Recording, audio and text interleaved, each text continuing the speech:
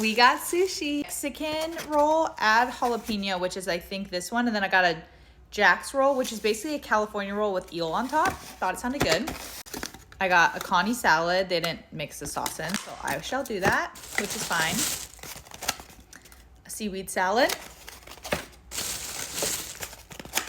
And Jacob's ginger dressing, which this ginger dressing already looks questionable, but we'll give it a try. And then I got all the sauces. They gave me so many. Okay, let's try this connie salad. They actually put more cucumbers in it this time than the last place.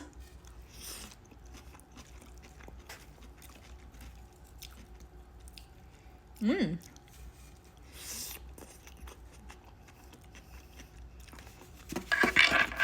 That's pretty good. Now let's try seaweed salad.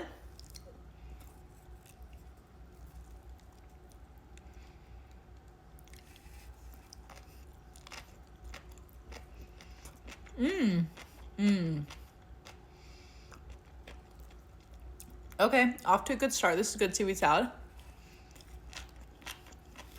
One more bite, mixing the two.